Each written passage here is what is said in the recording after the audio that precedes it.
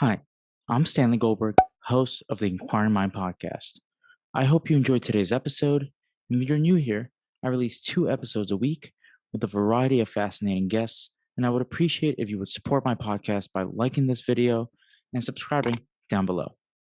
Thank you for your support, and now to today's guest. Amity Shlaes, welcome to the Inquiring Mind podcast. Glad to be here. Before we get into your books, I have them right in front of me. This is only going to be available on audio, but I will mention them. It's The Forgotten Man, A New History of the Great Depression. Most recently, Great Society, A New History. I know you also wrote a book on Coolidge and others in the past. But before we get into all of that, can you tell the audience a little bit about yourself? Well, thank you. I'm glad to be here. I like inquiring minds. Inquiry is the joy of life. When inquiry stops, life stops being fun.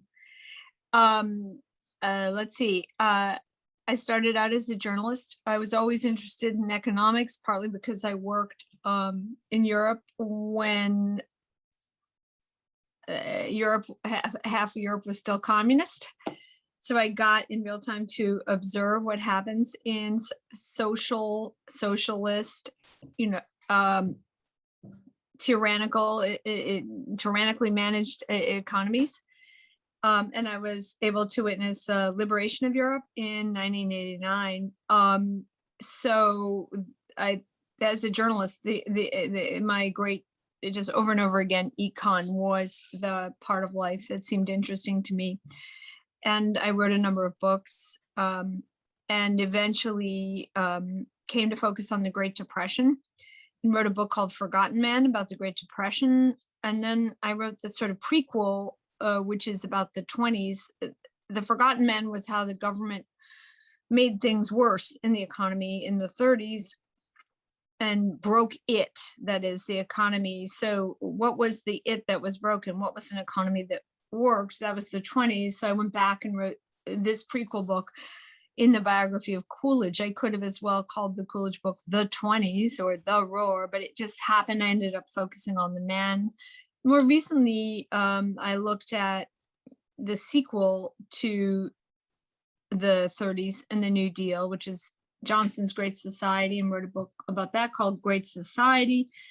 It could have been called Silent Majority, but for various reasons, we called it Great Society. And it's about, it basically traces the interventions of the 1960s, the optimism of the 1960s, the idealism of the 1960s, and the concept of great. So that's all very relevant to today. In that book, I basically say everyone wants to get to great, as now great is an inspiring goal. The only question was at that time, when do we get to great through the public sector or the private sector? Who gets to the moon, right? And by and large, we opted for the public sector to try to get to great, and that didn't work out very well. And the private sector was slogging along towards its own greatness, and it did better than we know. So in the Great Society book, I cover private companies and government endeavors. Wonderful. With the conclusion that the private sector did better than we thought, and the public sector did less well than we thought. In the Great Society, in the beginning of the book, you have a quote: "Nothing is new; it is just forgotten." And much like the New Deal, and the same could be said for the Great Society, why do we seem to forget and repeat the mistakes of the past? I don't know. You can say, in the Great Society book, I did not focus too much on education. That's a hard topic. I probably should have, because the Great Society gave us a whole new culture of education through laws, through public sector unions, through curricula, and through the long march of left intellectuals through the institutions. You've heard that phrase, which comes from Gramsci or from the German revolutionary Rudi Dutschke, that we're going to have a revolution through the institutions and a long march there. We're going to be like Mao, but not in a military war, rather in a long march like Mao's, but through institutions, till we come to lead institutions and can convey our thoughts to our constituents, which would then be students, high schoolers, college students. That actually occurred, so that the academy is far to the left of where it was in the leftish 60s, for example. And I should have covered that more. And that group, that is to say, the progressive academy, likes progressive ideas. So the progressive academy wants to forget the less than optimal outcomes of a progressive venture, which was the Great Society. It would rather emphasize the fun of the idealism. But nostalgia is not a policy, right? Just because you love something and it inspires you doesn't mean you should replicate it. We're also a casualty of our own success. Every time, sort of out of a sense of fairness, we become richer as a country, we tend to want to do something for others. And the sort of obvious way to do that is through economic redistribution, through funding others. And then always that funding seems to go through the public sector, not the private sector. Yeah. Also, I think early on in your book, you also mentioned the fact that there are three incorrect ways of teaching this time period. And I'm sorry if I can't recall all of them off the top of my head, but all three versions kind of distort the way we teach the Great Society and the period around it. Do you believe we teach history well in the United States? And if not, what can we do to kind of remedy that? I don't believe we teach history well. We teach history poorly. However, teachers alone, what usually follows such a statement is, and teachers are bad and evil, and they're on the long march. I don't think teachers alone are to blame. We're all caught up. I just did a review of AP history texts for the National Association of Scholars to try and figure out what history kids are learning.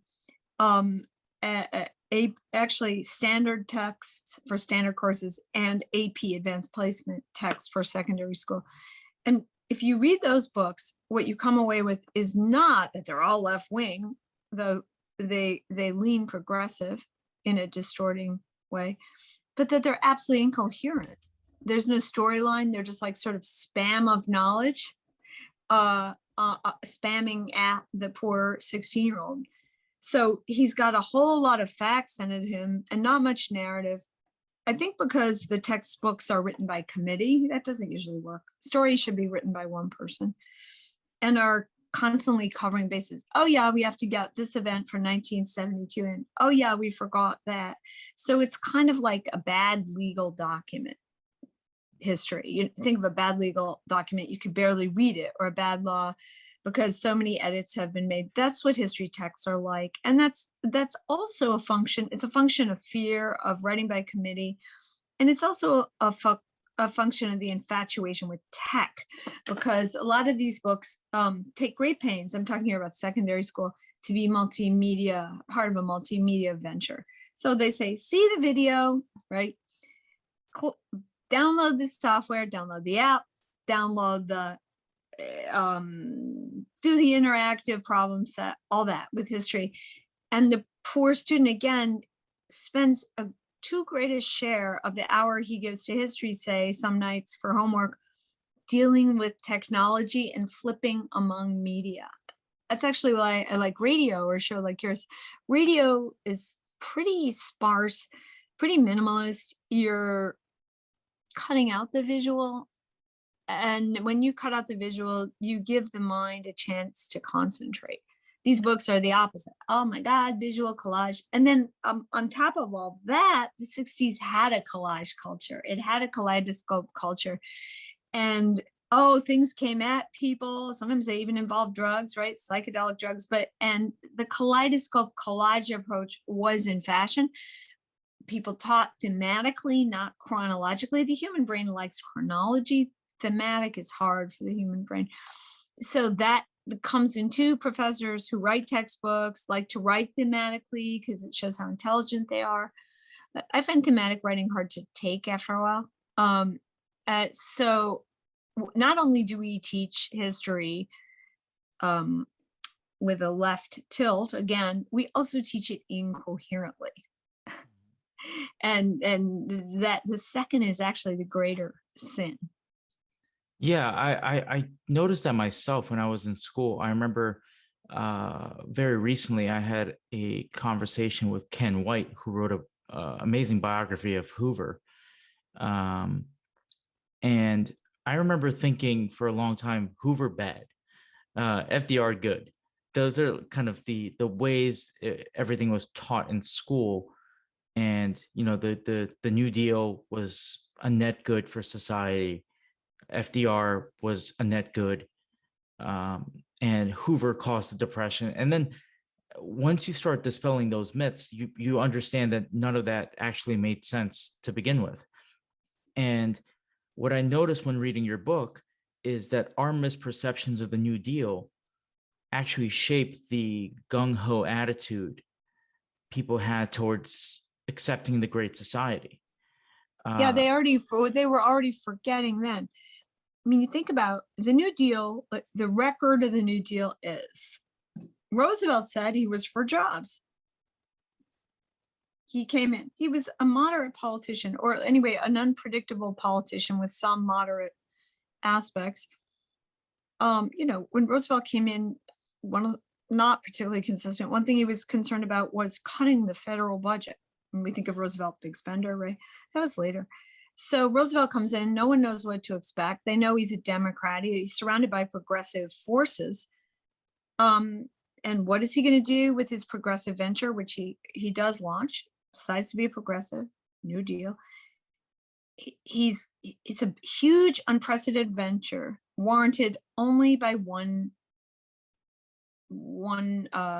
argument, which is there's an economic emergency and there are not enough jobs and we're going to create jobs. Well, you know what? They didn't. So if you go back and look at the data points, yes, they created some jobs, but net, unemployment was over 10% the whole 30s. We wouldn't live with that. It was really closer to 15. And there's a very ugly fight about the New Deal. Was the unemployment average rate 13% or 14%? Or a version of that fight goes, was the unemployment rate 15% or 13.5%? These are silly differences. What we say, nice differences. It's the difference between terrible and awful, 13.5 versus 15. Neither is acceptable. And yet that abided basically throughout the period with certain breaks, that rate of unemployment. So Roosevelt failed. And then you can work backwards and say, oh, but there was so much deflation and, that it wasn't his fault. Blah, blah, blah, blah. You cannot blame the entire Great Depression on monetary. Even the famous monetarists did not do that. Even Milton Friedman did not do that. If you look closely at his work, the man who invented monetarism. Okay, so there's that essential failure.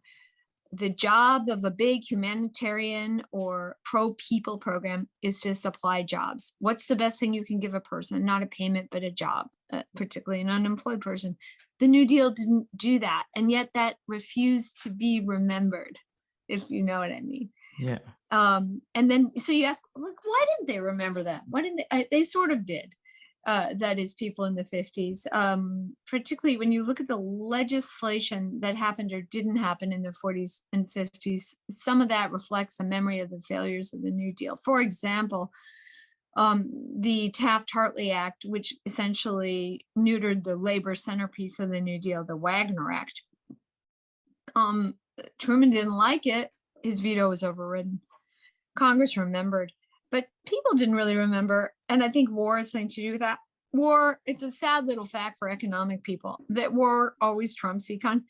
Roosevelt was probably a good war leader. Many of us have believed. He fought against the terrible Nazis. He showed great courage. He joined with Britain. We negotiated this war. We prosecuted and we beat out the bad people. That's the simple way to put it. Of course, we had some terrible trades. We worked with Stalin, but we won and made Europe safer for democracy. So anyway, that's the argument. If you like Roosevelt in World War II, then you forget about Roosevelt in the 30s. And that is connected to yet another problem, which is we tend to want to lionize presidents. We want kings. And if we say, what a great guy he was in World War II, we don't allow ourselves to say, but he was a pretty rotten economist, which he was. Because that bothers us because he's a hero. So I'm not wild about that hero thing with presidents, because presidents are just guys and gals, well, guys so far, and they have pluses and minuses, and it's not a zero-sum game. Every president has something to offer, intellectually, in terms of evidence, in terms of a model, and the fact that Roosevelt was a bad economist shouldn't get in the way of the fact that he was a pretty good admiral president, war president. And I don't know why that is, but it's sort of like sports. We treat the presidency and presidential ranking like sports. Somebody's up, somebody else has to be down. It's a ranking. It's got the brutality of ranking, when ranking presidents doesn't always serve us because they're nuanced guys. Yeah, but the difficulty I think with ranking presidents as well is the fact that there's no context. When you rank somebody that was a peacetime president versus a wartime president, it's almost unfair. It's unfair because not, war is always more fun or more inspiring, you know. More, yes, unless but unless they lost the war, right? Correct. But so I think the safe way to judge a president is to judge him, most of the time, is to judge him by what he set out to do. They're intervening emergencies, World War II, whatever, you know, Vietnam, I guess. But what did he set out to do? And what did he promise he would do? And then was he able to achieve that? You judge him in his own terms. Yeah. Of course, sometimes that's not possible, but it's possible fairly often. Right. Another fact that was very interesting to me when reading your book is you said that because of the failure of the Great Society, political trust was also diminished in society at large. You write, quote, the political success of a project mattered more than empirical success at the time. And can you describe how was political trust affected by the policies of the Great Society? Well, you think about metrics, right? And you usually, when you're talking about metrics, you count output, outcome, result, different words for it, right? Mm-hmm. But I wanted to bake a cake. Did I bake a cake? I wanted to bake 10 cakes in an afternoon. Did I bake 10 cakes? Where are the 10 cakes? Here's a photo. I baked 10 cakes, right? Someone who considers success just the input, the grandeur of the plan to bake 10 cakes or launch a great society, but doesn't really care about the output in terms of the actual cakes. That's a little bit of a raw way to look at things. So Lyndon Johnson was a person whose strength was getting laws passed. He had been, master of the Senate. He was master of the Senate. So his idea of an achievement was getting a law passed, not what the law's effect was, not whether the law actually achieved what he had said it would do when he advertised it and went to Congress to sell the law, because presidents do have to do that. That was a little disappointing, and that broke political trust. I think the presidency got a bit too big under Johnson, and then Nixon, who was very much like Johnson, surprisingly, when you go back and see. Americans, what I was trying to get, I think you're remembering from the intro, Americans didn't really like the presidency to be that powerful.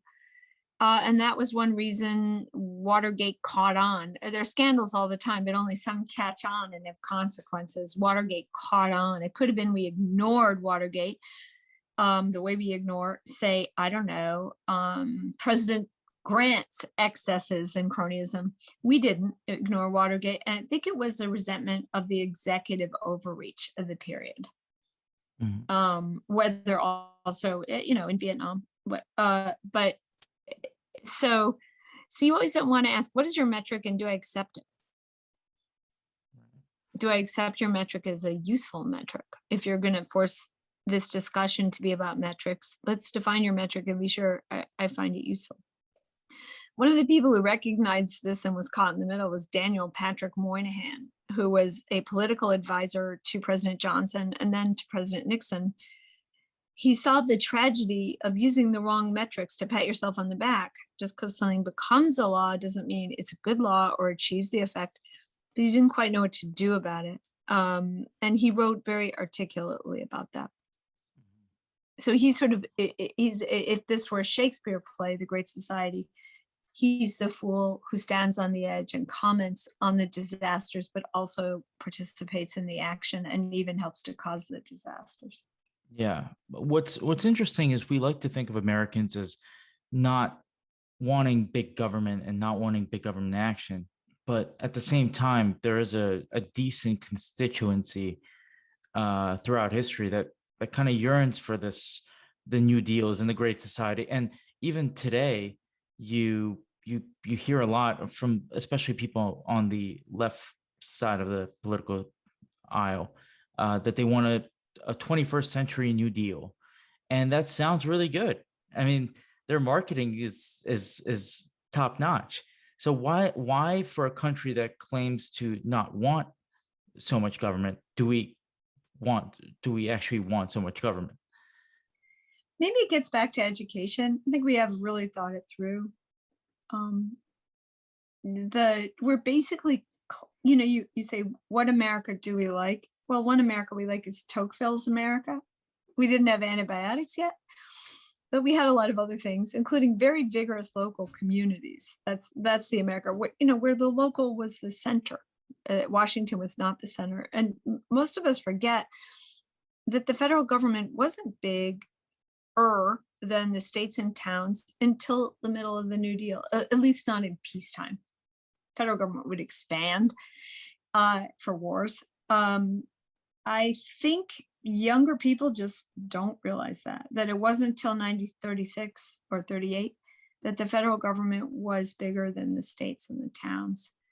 And everyone, and again, this is a problem of teaching, takes the economy for granted. Well, the economy will take care of that. The economy is a delicate thing, and it can make choices. In the 30s, the economy made a choice every year. It chose to stay away. It took a look at that is the recovery. The recovery. Imagine anthropomorphize a recovery. It takes a look at the policy landscape and says, you know what? I'm going to stay out one more year. Recovery. Because the policy landscape, the policy environment was just too rough. It was too hard on the economy. For some reason, younger people don't know about that, and it's definitely our fault that we failed to teach them or show them. Many young people nowadays don't work very much because they go straight. Say you go straight from high school to college into an MD, PhD program because you're a genius. You never need work, right? And in the olden days, more Americans worked some way or another in a job, and so they don't have the experience of what a pay stub looks like, or they don't have the experience of watching a boss's business fail. And so many businesses fail. Businesses are delicate, so they kind of assume, well, the business will pay for that. And some businesses have obscene profits. So I just need to figure out how to get the money out of business or rich people. It's partly just a lack of experience. That's a factor too. Also, Americans have high expectations. If you've never been in the military or done anything else slightly risky, and now younger Americans haven't, you're very afraid of any bad thing that might befall you, and you're not very good at risk analysis. Mm-hmm. Whereas in the olden days, people knew, well, they were going to die, that there was a chance that they could get a fatal disease, that some people they knew, even young people, got fatal diseases, and that they had to evaluate a trade-off every time they went somewhere, a foreign country or into a war. And they would say, well,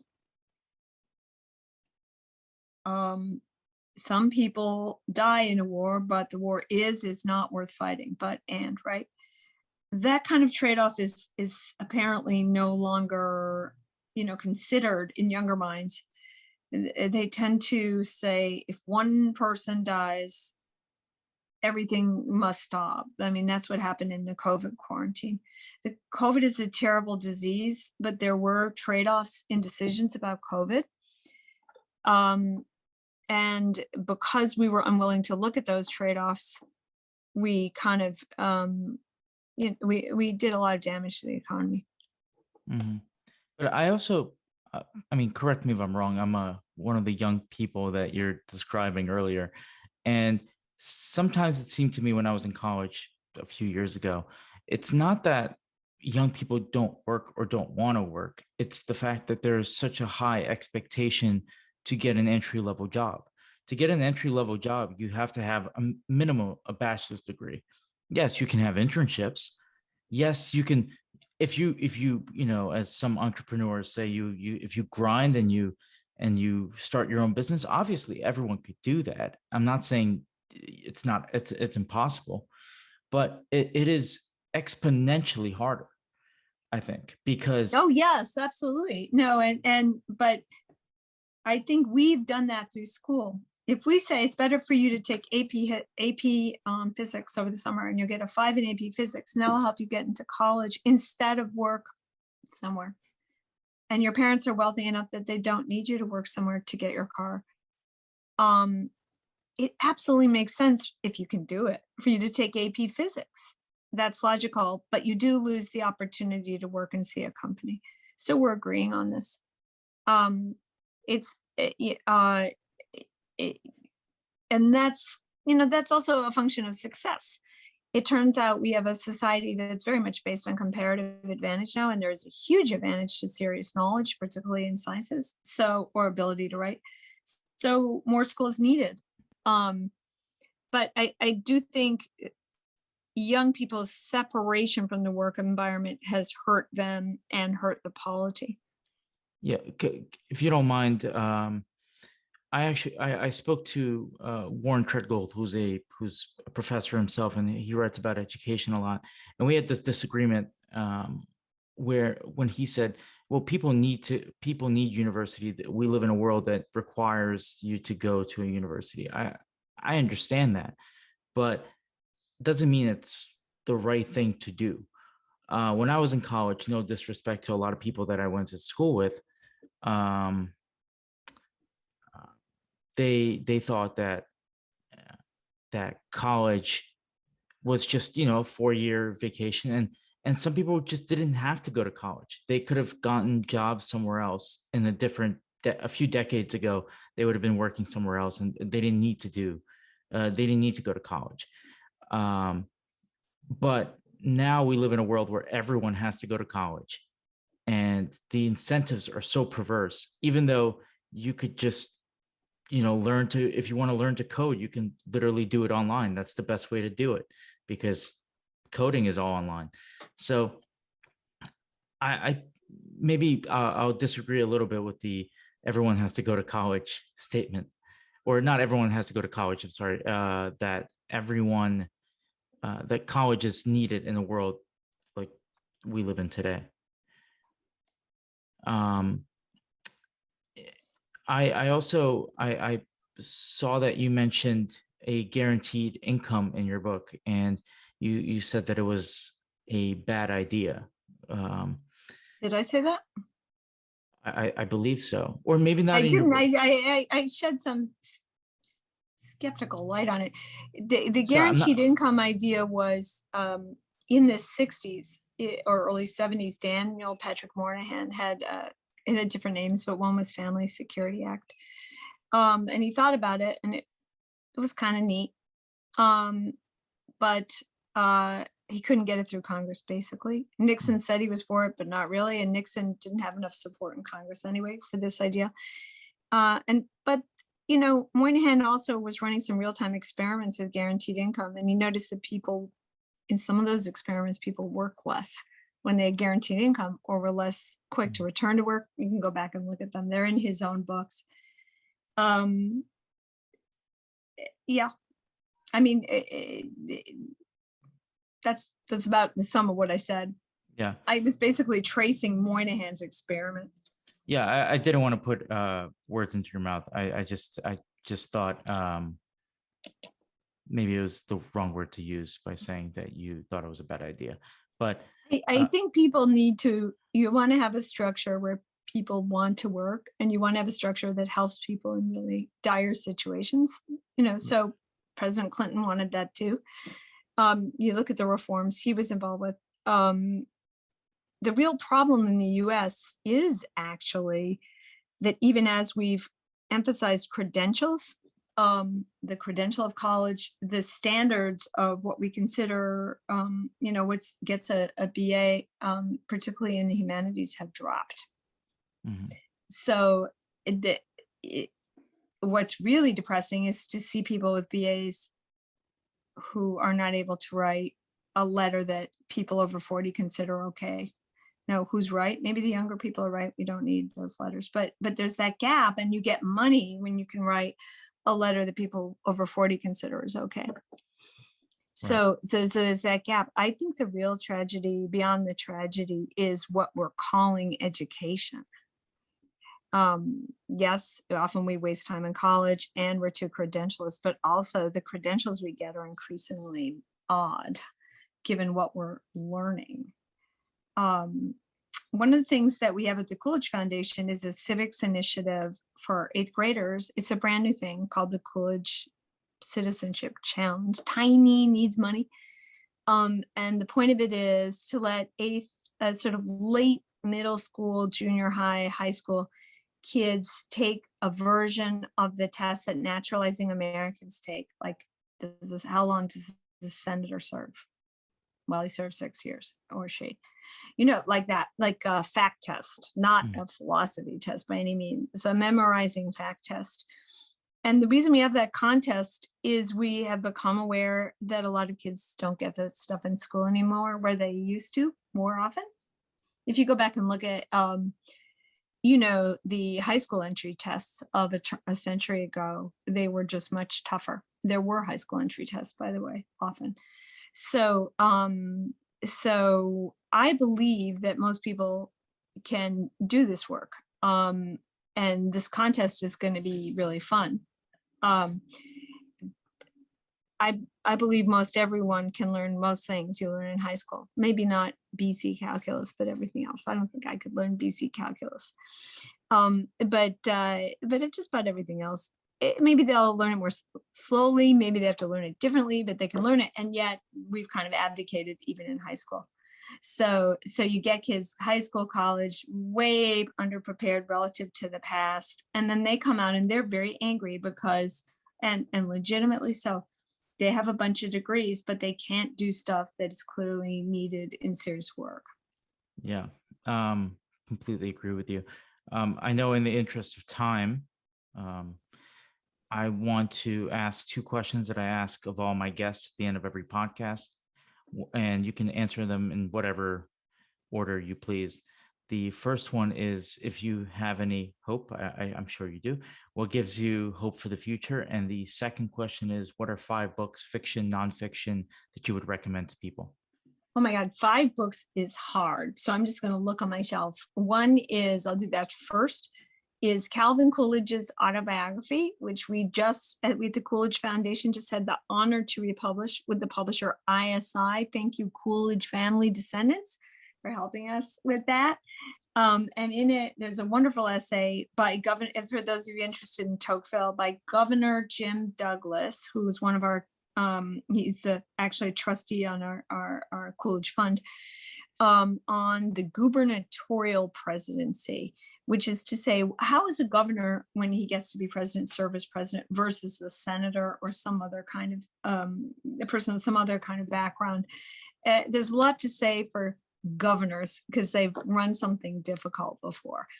And Coolidge was a gubernatorial president because he had been governor of the Bay State of Massachusetts. So I really like that book. Calvin Coolidge autobiography, the one with the baseball on the cover. I was just reading a book by George Roche, R-O-C-H-E, long time ago book, published, maybe even 40 or 50 years ago. Anyway, maybe more recently, but still a long time ago, on the French political philosopher Bastiat. And it's really pretty good. Bastiat is the basis for some of the free market writing in the United States. Henry Hazlitt, who wrote Economics in One Lesson, was a student of Bastiat. Bastiat is a hard name to say and spell, Bastiat, but he's the clearest economic writer I've ever met. And this nice bio by George Rush, I completely recommend, and I'd never seen. I got it on eBay. I'm reading Jeffrey Garton's book, Right This Sec, about the Camp David meeting where Nixon and his staff and his Treasury Secretary and the Fed wrote the plans of what's known as the Camp David, shock, the Nixon shock, which included tariffs, wage and price controls, and closing the gold window. And that's really interesting. Let's see, is that 3? I'm looking at Reaganland again by Pearlstein, which I think is a wonderful book and very interesting for both progressives and conservatives because of the depth of the research. I just read a book by a professor named Jean Yarborough at Bowdoin on Theodore Roosevelt and the American political tradition. That's a little bit more, adds a little value in her analysis of the damage to the economy that Theodore Roosevelt did through his progressive impulse and bursts. And am I up to 4 or that was 5? That's 5. So I'm going to stop, but I want to mention John Cogan's book on entitlement, COGAN, The High Cost of Good Intentions, which is a fabulous book, mostly data points on the history of welfare in the United States. Awesome. And the other question was, and why am I hopeful? I'm hopeful because everyone is getting interested in Calvin Coolidge, who's a great model for people from both parties. Awesome. Okay. Amity Shlaes, thank you so much for coming on to the podcast. Thank you. It's been a pleasure and it's a wonderful show. Thank you.